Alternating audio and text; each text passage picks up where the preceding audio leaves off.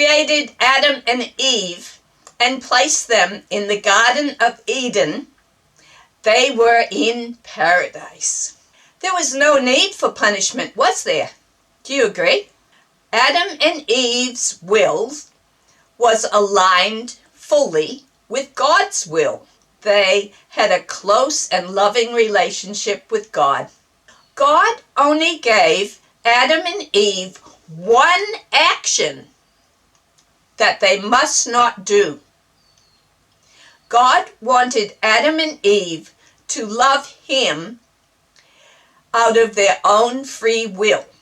God, in Genesis chapter 2, verses 16 to 17, "You may eat from the fruit of the garden, except you must not eat the fruit from the tree of good and evil in the midst of the garden. For when you eat it, you will surely die." Wow. Now we don't know how long Adam and Eve enjoyed this loving relationship with God. But one day, Satan, in the form of the serpent, found Eve vulnerable and alone. Now we know for sure that Adam would have told Eve about this one action they were not to do. Because in Genesis chapter 3, verse 3, in answer to the serpent who twisted God's words, Eve said, God said, "We must not eat from the fruit in the middle of the garden, and we must not touch it." She added that bit, "or you will die." The serpent then said to Eve, "God knows that you will be wise if you eat this fruit, and you will know the difference between good and evil, and you will be like God." Eve took that second look. She looked at the fruit. It looked good, and it would be good to be wise. She plucked it and ate it. And by this time, Adam was nearby, and she handed the fruit to Adam, and he took a bite. Wow. They both realized that they were naked. They didn't know that they had been naked all along, but now, when they heard God coming, they decided they had to hide in the bushes.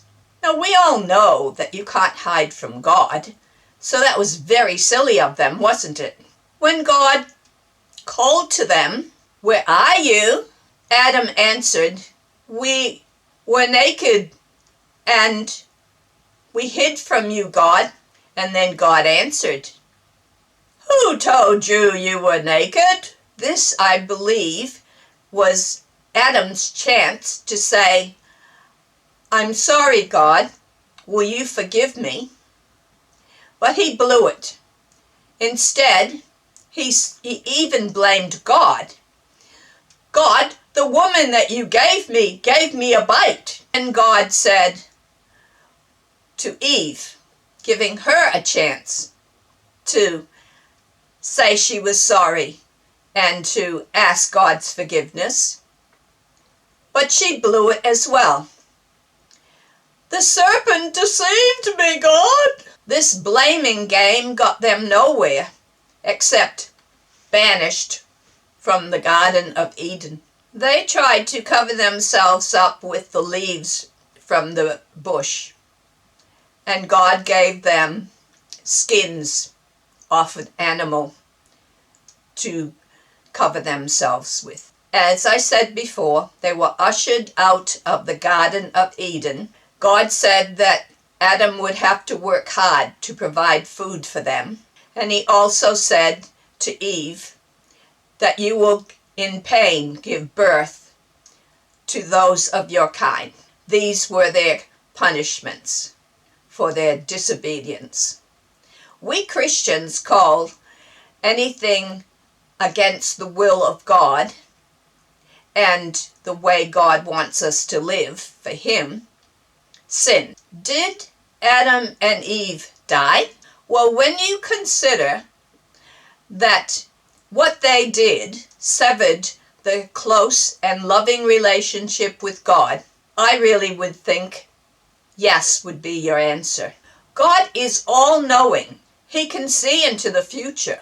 Did Adam and Eve's actions catch him by surprise? I don't think so. God already had the plan to send his own son, Jesus, to restore that relationship that is severed.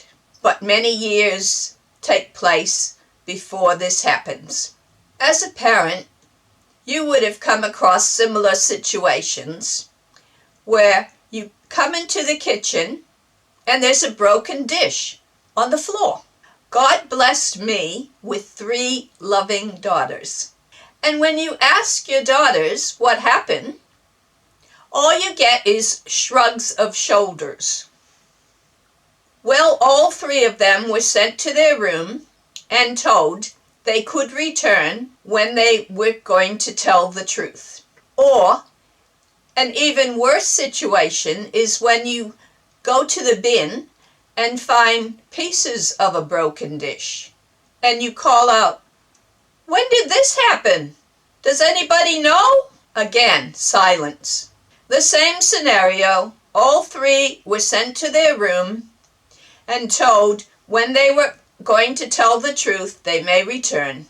The first instance, when the child owns up to it, I ask them to say, "I am sorry, and I'll be more careful, Mommy," and I give them a hug.